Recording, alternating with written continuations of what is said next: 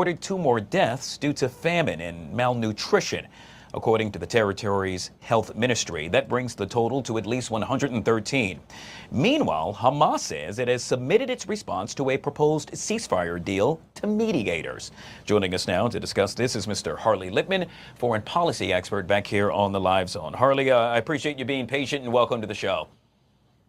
My pleasure. Happy to be here. All right, Harley, we got a lot to talk about. Let's start with this troubling, and I'll say it again, troubling images that we are now seeing coming out of the Gaza Strip, where family after family, in one case, we got a report that perhaps everyone in Gaza is experiencing starvation and or malnutrition.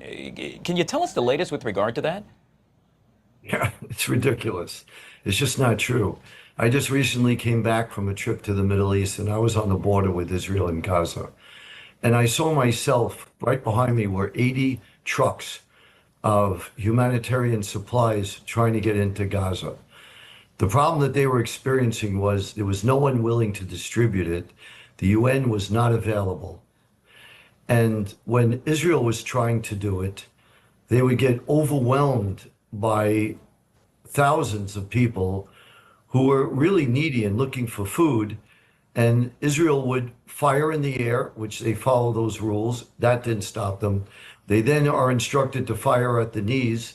That didn't stop them. So they had to shoot, and unfortunately, people were killed, and that has come out. And part of the reason is people are not following the rules of getting humanitarian aid. They're trying to get shortcuts because they're eager for the food. And so that has alarmed Israeli soldiers. And if you have 25 soldiers manning a humanitarian outpost and you have 1,000 people swarming over you, it presents a very dangerous situation. And unfortunately, casualties occur. So, Harley, I'm playing devil's advocate here.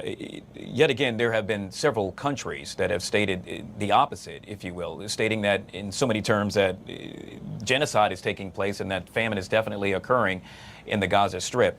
With all that aside, I'm thinking about the mom that perhaps has no alignment with Hamas, doesn't pledge allegiance to that organization at all, and is perhaps in a situation where we have seen story after story where her husband has, let's say, to your point, ventured out to retrieve food for the family and in essence was shot.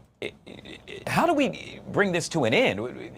I'm just somewhat perplexed and or confused as to why this is happening. It's a great question. You bring it to an end by Hamas releasing innocent Israelis that they've taken by force, raped, tortured, and keeping in tunnels who are starving to death and are in terrible conditions, and you surrender, and it ends immediately. What I find remarkable is all the emphasis and blame is on Israel. Who started this? Who's creating this? And you have to realize that controlling food is essential for Hamas's control. They don't want food being distributed to the Palestinian people. They stop it and undermine it, because then they lose support of the Palestinian people. Hamas steals the food. Again, I was on the border. I saw Americans who were bringing in humanitarian supplies, and this is what they told me, that Hamas is trying to steal the food and doing so. And they give it to their fighters. If you look at pictures of their fighters in the tunnels, they're well-fed and healthy. They're gouging the Palestinian people by overcharging, and they want starvation to occur. The biggest humanitarian effort in Gaza is led by a private group of Israeli businessmen who are trying to get food to them. But it's extremely difficult to distribute it when Hamas disrupts it. So it's Hamas who's disrupting it, but everybody's blaming Israel. This is just not fair and just not according to what's really going on there. All right. Well, you made mention of Hamas, and we know that Hamas has responded to a potential ceasefire deal with demands of their own. Quite interesting. One of which reportedly includes amendments to conditions around the entry of aid areas from which the Israeli army should withdraw, and guarantees on securing a permanent end to the war. Yet again, the million-dollar question: will this happen? Not under those terms. They're also, what they've also asked for, the release of, I believe, I don't remember the exact number, but it's something like 2,000 Palestinian prisoners in Israel, many of them serving life terms for murder of innocent civilians, not soldiers. They want those people to be released for 10 starving poor Israelis who are completely innocent. Think of the difference. These are prisoners who have been convicted in a court where they have their own attorney and they have been found guilty of murder of civilians. And they want nearly 2,000 of them to be released in exchange for 10 Israelis who are innocent civilians living in the kibbutz who were taken from their beds screaming and terrified. So it makes very difficult. Everybody's saying, why doesn't this end? And again, the pressure on Israel shows the one-sidedness, the way they're looking at it. The organizations in the countries that are criticizing Israel don't have the facts or are listening to Hamas or are listening to CARE and other organizations that are anti-Semitic and dedicated to Israel's destruction. It's not in Israel's interest for the Palestinians to starve. They have to live with Palestinians. It's going to create a new generation of jihadists. It creates more anti-Semitism. It isolates Israel, like you mentioned. Many countries are critical of Israel. Just look at what's in the country's interest.